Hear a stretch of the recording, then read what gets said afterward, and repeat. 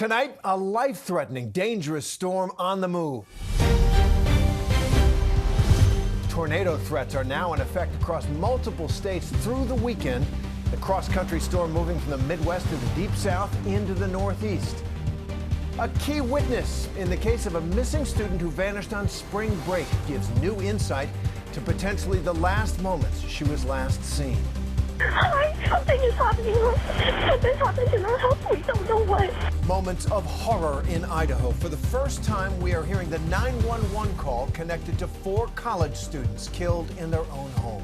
4 victims identified in the indictment. 2 of the 4 are from Nevada. 3 of the 4 are deceased. Inside the shocking case against the woman, authorities say targeted multiple men, luring the alleged victims through dating apps, eventually drugging them, stealing their money, even leaving 3 dead. And now investigators believe there are more victims out there. First of all, I'm staying in New York, and what do you mean? Well, first of all, I don't want a guardian. You know what I'm saying? I don't put it this way. I don't want Sabrina, period. Wendy wants her life back. The personality calling into the view to take aim at her guardianship and ongoing health battles. From ABC News World Headquarters in New York, this is Prime with Linsey Davis. Good evening, everyone. I'm Terry Moran in for Linsey Davis. Thanks so much for streaming with us. And right now, the Dragon spacecraft is zooming through space towards the International Space Station after tonight's successful SpaceX launch. 6, 5, 4, 3, 2, 1. Ignition and liftoff. Go SpaceX, go NASA Crew 10. Liftoff was shortly after 7 Eastern from Cape Canaveral, Florida, and that's where we find ABC's Faith Aboobi. Faith, 4 astronauts on board this flight. Tonight's launch means NASA's one step closer to bringing home 2 other Americans who have been in space much longer than expected. It's going well so far. It is going fantastic, according to the mission team here. They are excited that this was a successful launch, and the relief is on the way for those 2 astronauts who went on an 8-day mission, and that has turned into a 9-month stay at the International Space Station. The launch happened here just over an hour ago. Just over my shoulder, you can see the countdown clock, or what used to be the countdown clock, which is over my shoulder here, now counting up, showing you how long it's been since that rocket took off from here. There were people lined up there watching as that rocket took off. It was quite the atmosphere, just incredible. A loud roar, thunderous roar as that rocket lifted off. You could almost feel the ground shaking. Everyone was excited. Of course, no one more excited than the mission team here at NASA, as well as the family members of Sunny Williams and Butch Wilmore, who will finally be able to come back home once this space capsule docks at the International Space Station. That is expected to happen around 11:30 Saturday night. And then that team, along with the Crew 9 team, the pair of astronauts and the Crew 9 team, will be able to take another capsule that has been docked there since September and come back here on Earth sometime next week. Terry. So, Faith, just to underline, when is Dragon expected to dock at the ISS? Yeah, so they're traveling right now about 17,500 miles an hour on average.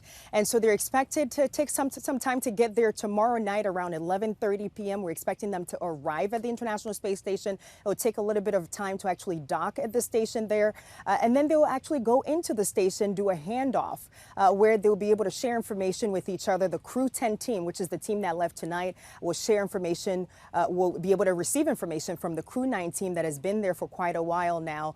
This is supposed to be just a regular 6-month mission. It's a rotation mission where NASA is able to send astronauts to the International Space Station. They do research and then they come back. But of course, all eyes was on this one because of Sunny Williams and Butch Wilmore. They have been there for 9 months now. They are ready to come back home, and everybody is ready to receive them.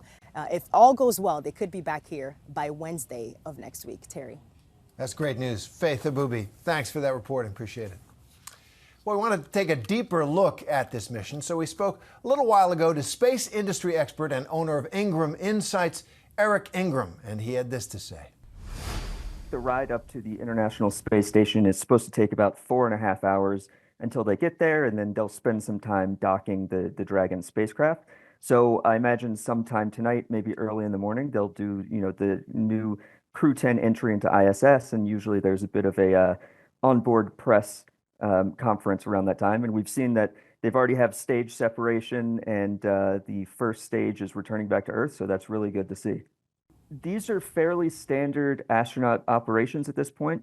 Butch and Sunny were integrated into the crew schedule back in August or September, I believe, and they've had their spacecraft there since late September. So at this point, this is fairly normal operations. 2 astronauts were removed from the Crew 9 flight so that Butch and Sunny could return with that capsule. And so since then, it has been fairly normal. There's usually about a week handover between crews, sometimes less, and it'll kind of depend on weather in the landing area for the capsule as to when specifically they'll depart ISS and head home. All right. Well, there is more breaking news tonight. There's a major storm. It's a life-threatening multi-day storm that's on the move.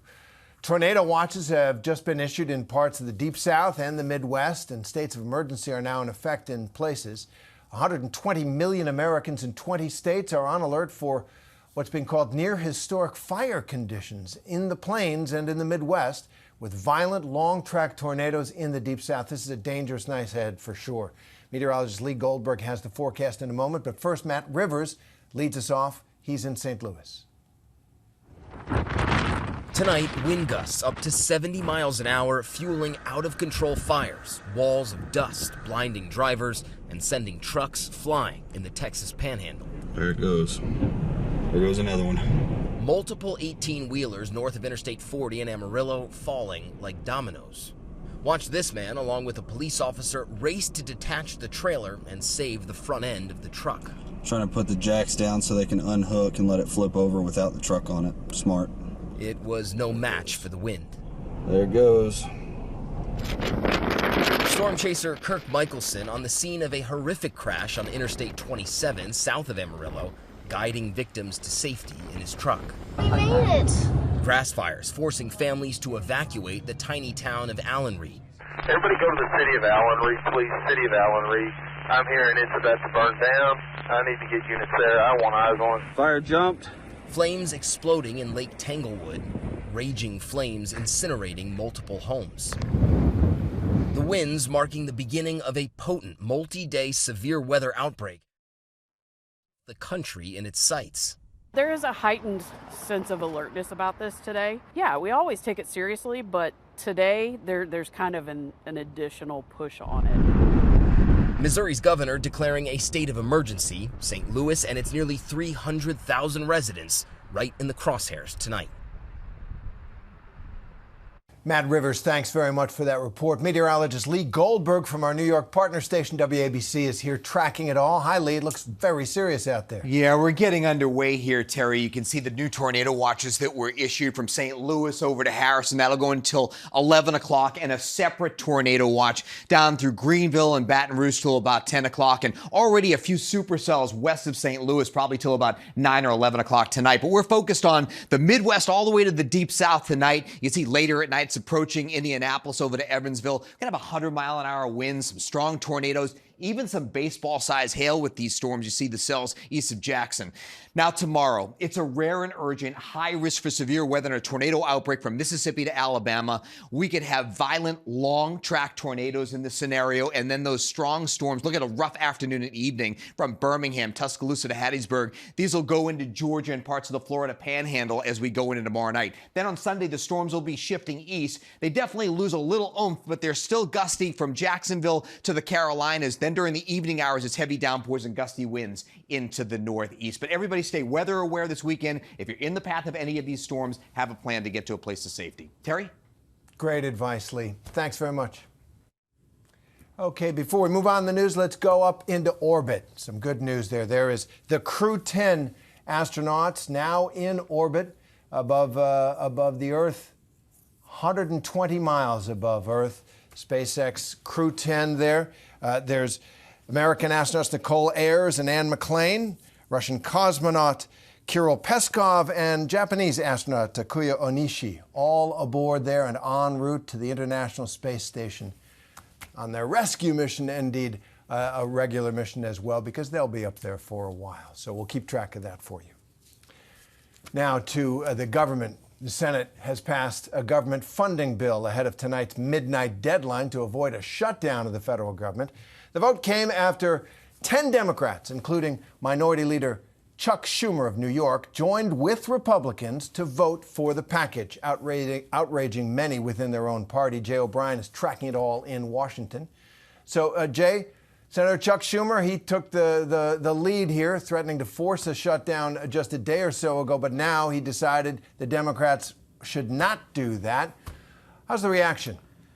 Yeah, and 9 other Senate Democrats joined him, Terry, in voting to clear that key procedural hurdle and put that House Republican-crafted temporary government funding bill, moving it through, getting it to its ultimate vote, where it passed and a shutdown was averted. And the reasoning that Schumer gave was because, in his view, he said that while he doesn't like this House Republican-crafted temporary government funding bill, he doesn't like what's in it, he doesn't like the politics that were at play here and how Mike Johnson got it through the House and then literally sent his chamber home. In Schumer's view, while that legislation is bad, he said a shutdown would be much, much worse. And the 9 other Senate Democrats who voted with him said that they shared that reasoning as well. But to your question about the reaction, Schumer was under serious pressure before this vote, and he's faced some serious criticism after it from progressives and even lawmakers in his own party who wanted Democrats to play more hardball here and wanted them to use the shutdown as leverage and potentially even dare a shutdown against this administration out to get more concessions on reining in Musk and Trump and Doge and things of that nature. There have even been divisions appearing in the Democratic Party at this hour, Terry, between lawmakers themselves. The leader of Democrats in the House, Hakeem Jeffries, was asked earlier today if he has confidence in Chuck Schumer's leadership, a fellow New Yorker, an ally of Schumer at times. And all Jeffries said in response to that question, Terry, was next question. Yeah, Democrats fraught over what to do about Donald Trump, and Chuck Schumer may have had the answer or may not. Jay O'Brien, we'll find out from you, I know, in your reporting going forward. Thanks very much. Well, next, just in tonight, for the first time, ABC News has obtained the dramatic 911 call from a surviving student in those Idaho College murders, calling from the home. You're going to hear this call and the description of the scene. Here's ABC's Kayna Whitworth. Tonight, the frantic call for help. 911 location of your emergency. Hi, something is happening. For the first time, we're hearing the 911 call from a surviving roommate nearly 8 hours after 4 students were stabbed to death in this home near the University of Idaho. Something happened in our house. We don't know what. What is the address of the emergency? 1122.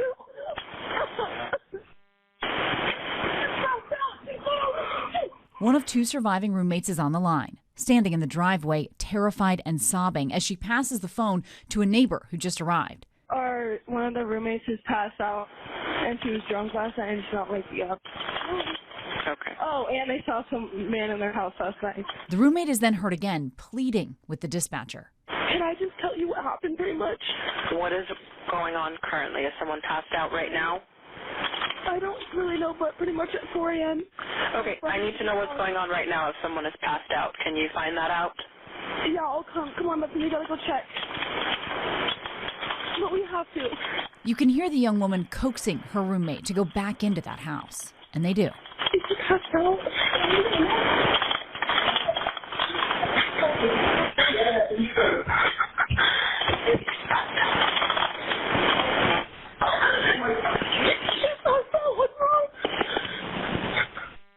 She's not waking up. You can hear the anguish. Xana Kernodle, her boyfriend Ethan Chapin, Kaylee Gonzalez, and best friend Madison Mogan were all gone. Kayna Whitworth, thank you very much for that. The Goncalves family reacted to this newly released 911 audio tonight, writing, quote, "It is a jagged, searing, unvarnished truth that no camera could ever hope to capture. Every breath, every cry." And there are new developments tonight in the search for the 20-year-old Pittsburgh college student who vanished on spring break in the Dominican Republic. Tonight, ABC News has confirmed that the last known person to see her told investigators that he tried to save her life after they were hit by a big wave at the beach. Ariel Reshef is in the Dominican Republic again for us tonight. Tonight, more than a week after she vanished, new details in the case of missing 20-year-old college student Sadiksha Kananki from the last known person to see her.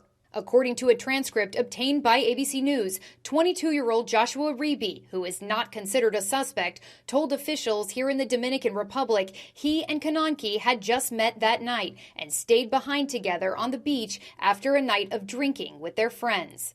Reeby allegedly told investigators they were kissing in the ocean and were slammed by a large wave, adding they both struggled in the water and he tried to save her. I was holding her under my arm and swimming. It was hard.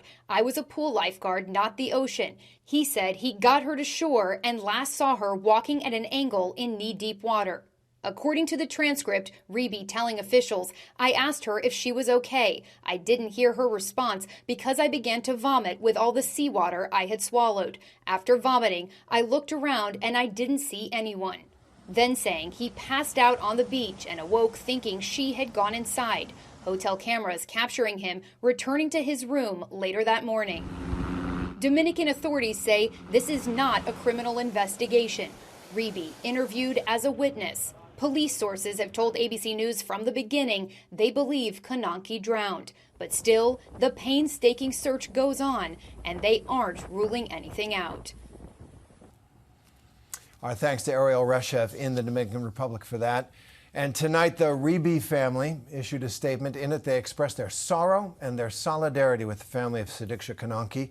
And they said they will contribute to the search efforts. They also said they want their son to be allowed to return home from the Dominican Republic, where they say he's been detained in his hotel for more than a week now under police surveillance. So let's get some legal analysis of this case with Brian Buckmeyer, defense attorney and ABC News legal contributor. Brian, thanks for being here. So first, we've got a lot more details now from an interrogation transcript obtained by ABC News of the last person believed to have seen Sadiksha Kananki alive. What do you make of this?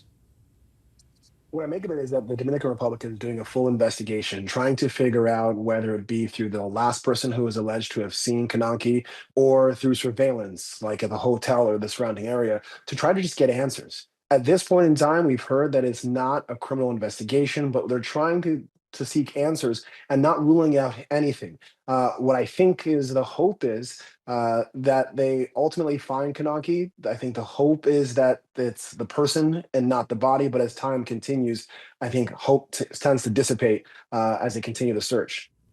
Well, the fact that police have cleared Joshua Reeby very quickly, it seems. We saw the transcript of his interview, his description of what happened. They credit him. Why can't he go home? So yeah, I think that cleared may be a bit of a strong word and maybe a little too early, because to your point, he's not home yet, or he's not on his way home. I think at this point, the evidence that they have does not point to Reeby being a suspect, and that's why he's maintaining that status of just a person of interest to speak to, because he's the last person to see Kananki before she had disappeared. But until I guess they are finished their investigation or they have gotten conclusive evidence or information to completely clear him, I think that's why you're seeing he's still in the Dominican Republic, because they might find another piece of evidence that leads them to having more questions for Reeby, and they don't want him flying back home, where they might not be able to question him as readily or available to them. Got it. Got it. That thorough investigation you're talking about. Let's switch gears for a little bit here to the Sean Diddy Combs case. He appeared in court again this afternoon for 2 new indictments. So how is the scope of his criminal case expanded here? So these are what's called superseding indictments. And the reason why Sean Combs was in court today is because, like anyone who is facing felony charges, whether in the federal or state practice, they have the opportunity to hear the charges and plead guilty or not guilty. In this case, Sean Combs was pleading not guilty to sex trafficking, racketeering conspiracy, and transportation to engage in prostitution. The same charges as the earlier or initial indictment. But what happens here is there are additional facts within that racketeering conspiracy charge, the top charge in the indictment. It expands the time frame going back not just to 2008, but now to 2004, and includes allegations of forced labor, harassment, and assault of his employees that I think are allegedly supposedly a part of this criminal enterprise that helped with these quote-unquote freak-offs. All right, Brian Buckmeyer, thanks very much for that. Appreciate it. My pleasure. Here in Washington, President Trump paid an unusual visit to the Department of Justice today, where he gave a speech. Among other things, he suggested his political enemies should be thrown in jail. Chief Justice correspondent Pierre Thomas was there. Tonight, Attorney General Pam Bondi escorting President Trump into the Justice Department, the agency that investigated and prosecuted him, an agency meant to be largely independent, but which Trump has now made clear answers to him.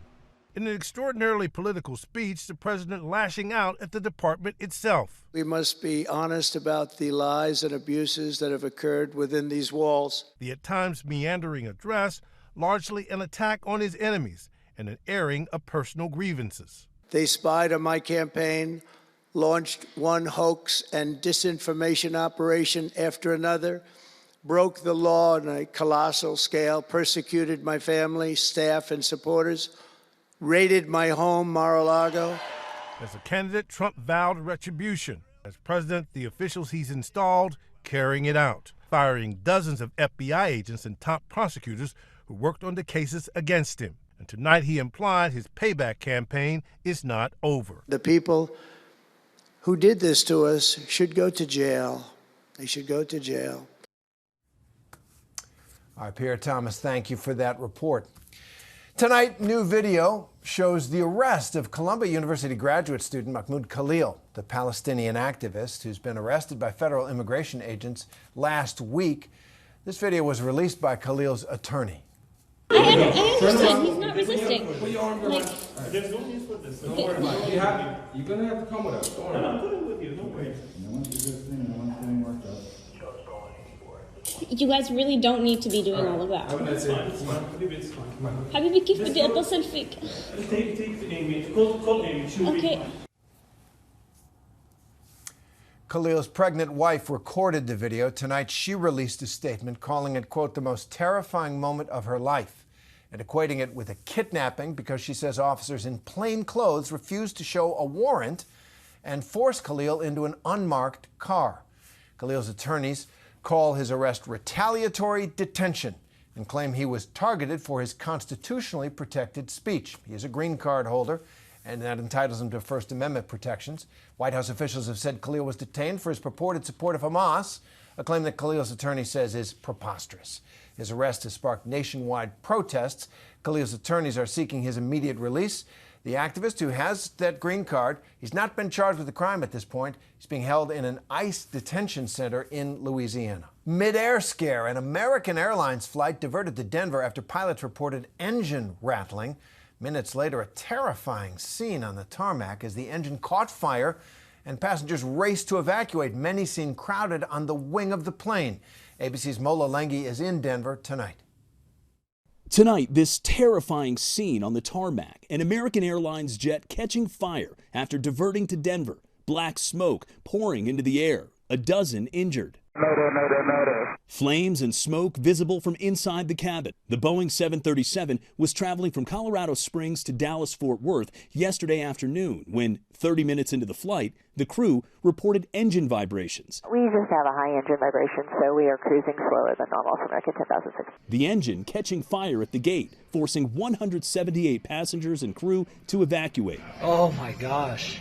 Some seen on the wing of the plane, others escaping down a slide. 12 passengers taken to the hospital with minor injuries. Burn marks later seen on the fuselage. This was a situation involving a mechanical malfunction of the engine in flight that did not really erupt into flames until it got on the ground. Fortunately, the crew did exactly the right thing and got the airplane on the ground as rapidly as possible. And now to the war in Ukraine, where ABC's James Longman got an astonishing look at the vast underground hospital that's treating injured Ukrainian soldiers. Tonight, we were given extraordinary access to Ukrainian soldiers near the front line of the fight against Russia. You can see they're getting out of the car now. We visited a vast underground hospital, the only one of its kind, springing to action to help injured warriors. So while Presidents Trump, Putin and Zelensky debate what happens in this war, for the men and the women on the front line, there is no end in sight. This soldier visibly distraught. He's just lost 3 of his brothers in arms to Russian artillery. I ask his commander if all this sacrifice is worth it if American support dries up. We'll fight with our bare hands, he says. I ask what he thinks of Putin's commitment to peace. He laughs. He's a killer who you cannot trust. Whatever Putin says, he lies. Are you worried Trump believes his lies? He's the American president, the commander tells me. He was elected. He knows what to do. And James Longman joins us now from Ukraine. James, that underground hospital that we just saw, absolutely extraordinary. What was it like? Tell us a little bit more and how people are feeling these days, given the roller coaster diplomatic ride they've been on. Yeah, Terry, absolutely extraordinary, as you say. Some 4,500 square foot underground. It bears repeating, only a few miles away from the front line. So they built this thing with drones, threats, with artillery coming in, and it's extraordinary. It's a fully functioning hospital. It can treat up to 150 men, saving lives right there, right on the front line. This is just proof of Ukraine's ingenuity and the resilience they've shown these last 3 years. But we are at a critical time in this country right now. They've been able to count on America all this time. Not anymore. I mean, I was speaking to soldiers there. They were very careful with what they say. They do not want to criticize the United States. They know how fundamental, how crucial America's help has been, and they don't want to destabilize these talks. But fundamentally, they don't believe Vladimir Putin, and they are prepared to keep fighting for as long as it takes. President Zelensky said today he thinks that Putin, in these talks with President Trump, is just playing for time. Terry? James, in Ukraine, thanks for your reporting, as always. Well, coming up, Wendy Williams pleads for her life back. The former talk show host tells The View why her legal guardian needs to leave her alone in an explosive interview. But first, horrifying details in the case against a Las Vegas woman accused of targeting older men who were looking for love online. She lured them, robbed them, and sometimes authorities say did much worse. Welcome back. Finding love online. Tens of millions have done it, and it's as popular now as ever. But how well do you really know the person on the other end? Tonight, the shocking case against a woman authorities say lured men through dating apps, then drugged and robbed them. Sadly, that's not an uncommon occurrence, but in this case, 3 victims are dead, and why authorities believe there are more victims out there. Our chief national correspondent, Matt Gutman, has this story. This is a romance scam on steroids. We have not seen one like this in recent history. It's a shocking alleged love scam spanning 2 countries with bombshell twists. The woman at the center of it all, accused of luring men in their 60s and 70s on dating apps, drugging them, stealing hundreds of thousands of dollars. 4 victims identified in the indictment. 2 of the 4 are from Nevada. 3 of the 4 are deceased. Scams, fraud, and even those that use dating apps are nothing new. But this particular case, this was jaw-dropping. It's folks that are out looking for love that ran into something far more sinister and that never intended to get involved with somebody in this way. 43-year-old Aurora Phelps of Las Vegas is sitting behind bars in Mexico awaiting extradition. The dual U.S.-Mexican citizen is accused of using multiple aliases, traveling between her 2 homes in Las Vegas and Guadalajara to allegedly target her victims. Whether or not she had help, we don't know. It remains an active, ongoing investigation. The FBI says the alleged scammer used dating apps like Hinge, Tinder, Bumble, and others. And investigators say from July 2021 to December 2022, Phelps met several men, sometimes drugging them, then accessing their financial and other accounts without their knowledge and consent. So what's somewhat unique about this particular romance scam is the level of intrusiveness, meeting the victim, drugging the victim, and now they're inside their house, the person's incapacitated. I've not really heard of a scam that gets this personal and this deep, and in particular, this devious. Among the charges so far, multiple counts of wire fraud, bank fraud, identity theft, and 1 count of kidnapping resulting in death. Prosecutors say that Phelps kidnapped, abducted, and carried away one of her victims and held him for ransom. We believe Phelps kidnapped one of these victims by heavily sedating him and pushing him across the U.S.-Mexico border in a wheelchair due to his inebriated state. Phelps then took him to a hotel room in Mexico City, where the victim was found dead. The indictment also says that Phelps allegedly got into one of her victims' E-Trade accounts and sold Apple stock worth approximately $3.3 million and unsuccessfully attempted to remove the $3.3 million. Of the 4 alleged victims, according to the FBI, there's some overlap on Phelps's part. That while she was swindling and using the credit cards of one alleged victims, she was preying upon another and doing the same. One of her alleged victims survived, the FBI saying he suffered a coma. The one living victim mentioned in the indictment survived and emerged from a coma after Phelps administered large amounts of prescription sedatives to him over the course of a week. Romance scams are big time unreported. The FTC estimates that the loss in 1 year from romance scams is over $1 billion. And so who else out there has died, has been scammed? While the FBI continues their investigation into Phelps, other Americans are speaking out about being scammed in non-lethal ways by online love fraudsters, like Julie Erickson. He was a very, very good-looking man. I was attracted to him. Julie was looking for love online and found it with a man named Mark, who told her he was working overseas. They would email and talk on the phone for hours, Mark eventually asking her for money. In the end, Julie telling my colleague Kira Phillips she lost nearly $500,000 to this online scammer. Crushing. Absolutely crushing.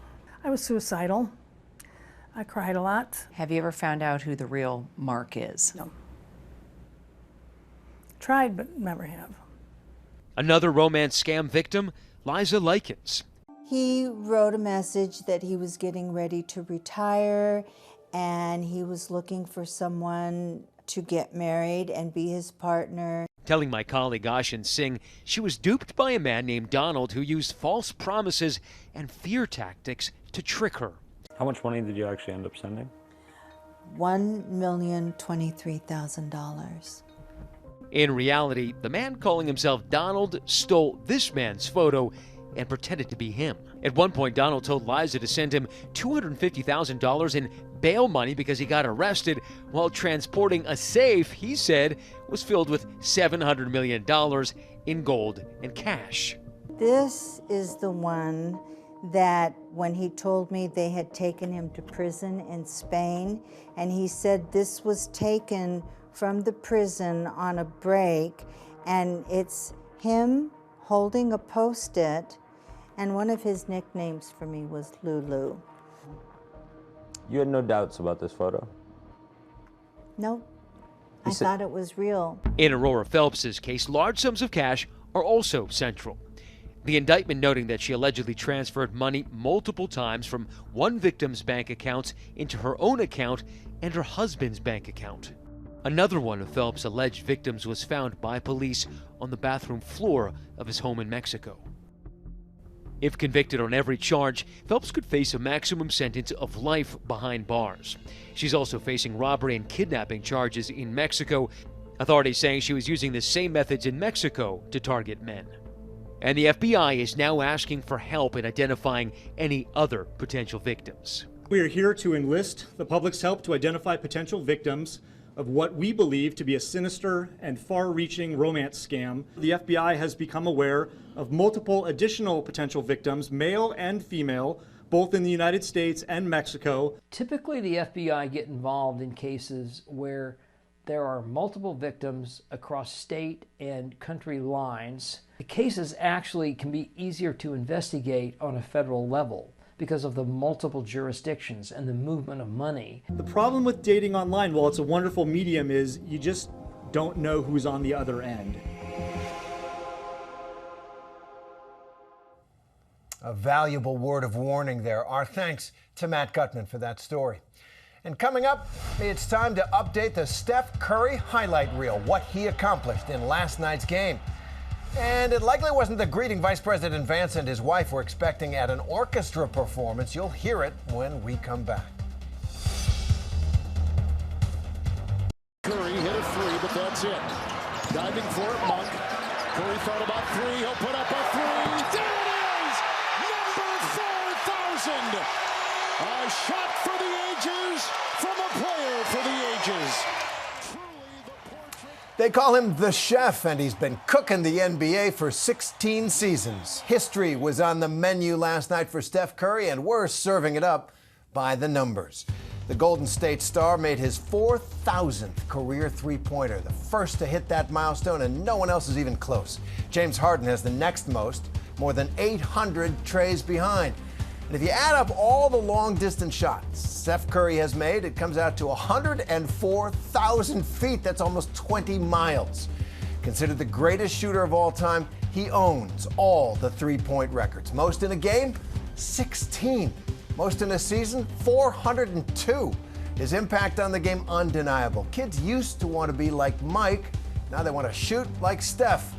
When he started, teams shot 18 threes a game and made 6 of them. Now they're trying 38 a game and netting 14. That's more than double. So, is 5,000 a possibility? Curry says he'll keep shooting his shot so long as his knees hold out. If they do, at his current pace, he'll hit 5,000 during the 2028 season when he's 39 years old. For a man known for his 3, you'd think that would be his favorite number, but it's not. It's 4. That's how many kids he shares with his wife, Aisha. There's Riley, Ryan, Cannon, and Caius. Congratulations to Steph. Well, coming up, universities are scrambling as President Trump cuts federal funding. Find out which one just announced thousands in job cuts connected to Elon Musk and Doge. Plus, it's back to the sea for the cast of Dr. Odyssey. Joshua Jackson tells us about his cruise ship medical drama and the incredible way they filmed those intense shark attacks.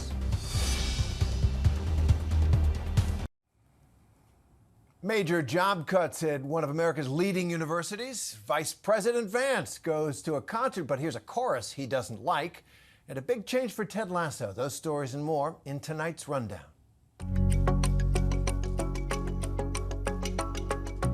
The NTSB is investigating a major crash on I-35 in Austin, Texas. At least 5 people were killed in the wreck, involving 17 vehicles, including a semi-truck. Police arrested and charged Solomon Araya with 5 counts of intoxication, manslaughter, and 2 counts of intoxication assault. Officials said the crash was spread over a tenth of a mile. Johns Hopkins University says it's been forced to let go of more than 2,000 workers because of recent Trump administration cuts to USAID funding. The Baltimore-based university cited the elimination of more than $800 million in funding and said the workers were based in 44 countries internationally, with 247 in the United States. A frosty reception at the Kennedy Center last night for Vice President J.D. Vance and Second Lady Usha Vance.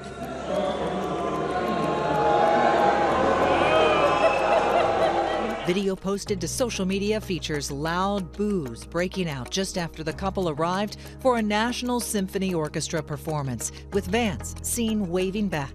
The incident comes after President Trump purged the Center's Board of Trustees and had himself installed as the new chair, with Second Lady Vance as a board member.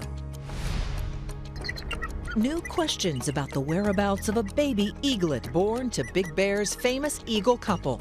Jackie and Shadow recently welcomed 3 baby eaglets, with viewers able to watch the family's nest via live stream.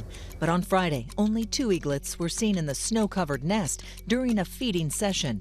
The Friends of Big Bear Valley Group said the view of the nest is still partially obstructed by snow, and they do not know the entirety of the situation.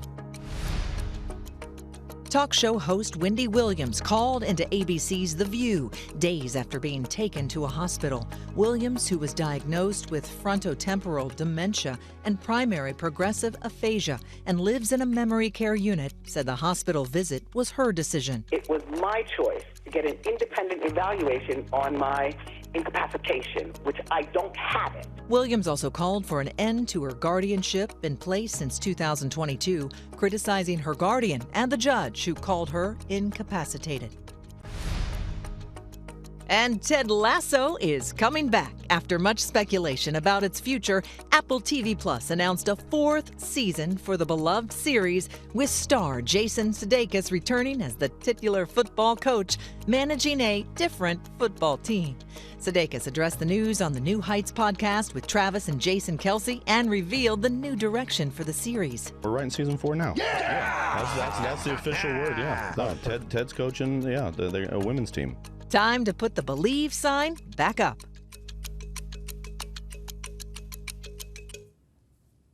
Well, Joshua Jackson is setting sail as Dr. Max Bankman in the ABC series Dr. Odyssey.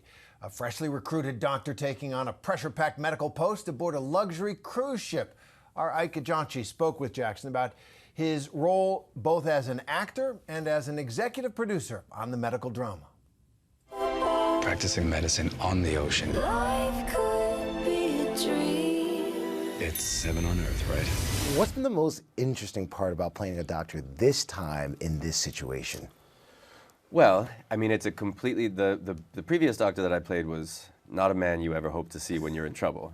Dr. Max, I think you'd be in good hands with him, but really, more than the doctoring, it's the scenario, the story area that Ryan Murphy created by putting us on this beautiful ship and putting this cast of characters together.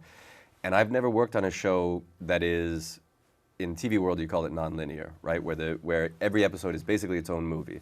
So we get a new cast every week, whatever hijinks ensue, and then we start it up and do it all over again next week. Except for actually the premiere. The second half of the season premiere is a two-parter, so I'm a liar. Sometimes we do two-parters. Okay. Now, you said it yourself, this isn't your first time playing a doctor, so no. I got to ask you, what is it that makes these scenes so authentic every time you step in that role? Thank you, you flatterer. I got you. I mean, that's our job, right? Our job is to help you walk a mile in our shoes, right? So if there's anything that I'm supposed to do as an actor, it's to allow you to feel like you can relate to the people who are, or the man that I'm playing on camera. But yeah, I mean, the idea for any story that you're trying to tell is just to allow the audience to come along for the ride with you. Mm-hmm. Now, the thing I love about this is that Max, right, you're essentially seeing the show mix a whole bunch of drama with a whole bunch of, like, personal situations, right? So what can we expect Max to get into in terms of his personal life, his professional life? Well, where we left him, the cliffhanger at the end of the first half of the season was finding out the biggest piece of news, or the potential biggest piece of news a man can ever find out, that he might be a father. I want to be in a committed relationship, and I want to have kids. Well, that's all well and good, but we don't even know if this is your kid. So, as much as our stories tend to be sort of encapsulated in a single episode, there is that one storyline that's going to run through the end of the season. But the beauty of this show, what I love so much about performing on it, and I hope that audiences will love so much about watching it, is that you don't need a guidebook to get you into Dr. Odyssey. Every episode is kind of its own thing, right? And you come with us for an hour, and yeah, because of the medical, there's drama, and the first couple ones back, it's kind of like action-adventure, and there's gore and guts, but there's also romance and comedy and sweetness, and it looks beautiful. Now, you mentioned the two-part premiere coming up. You kind of teased some fun aspects of this. Might be a little shark attack in there, too? Well, actually 3. Okay, We're going to do a little triple shark attack. You're in good hands. We got you, buddy. Pulse is rapid, but it's ready. What was it like filming those scenes? Well, I mean, this is part of the beauty of what Dr. Odyssey is that it can kind of be every show, right? So we come back, we have these 2 big action-adventure shows, and there's shark attacks, and I won't tell you what the second half is, but it gets even crazier than the shark attacks. The thing I love about Dr. Odyssey is this kind of like this saying that comes up, work hard, play hard. Right. Okay? So Dr. Odyssey, I gotta ask him, is he more of a work hard kind of guy or a play hard kind of guy? He was a work hard kind of guy. Where we meet him at the very beginning in the pilot, he is a very focused career track doctor, has a very serious brush with COVID, and decides that he's going to change up some things. And that's where he makes the decision to come and work on the Odyssey, because he's trying to balance out the play hard part of his life. Now, you've had such a career, obviously, TV. Knock on wood. Yeah, keep knocking. Now you're good. So what aspect of Dr. Odyssey excites you the most? It's the nonlinear storytelling. Yeah. I've never worked on a show that, a lot of shows get bogged down in their own history, right? By the time you get to season 2, season 3, season 4, so much has come before for those characters that they're just heavy because so many heavy things have happened. And on the Odyssey, at the end of every episode, pretty much, we just kind of wipe the slate clean and we start again. And there's so much, lightness and joy that comes out of that. And it's been a very, very long time since I've done something where the intention was joy, right? Even if it's serious and it's heavy, like you're supposed to enjoy watching the medical drama. You're supposed to enjoy watching the romance. All of this stuff, like we want you to come and have a good time with us. That's the whole point of the show.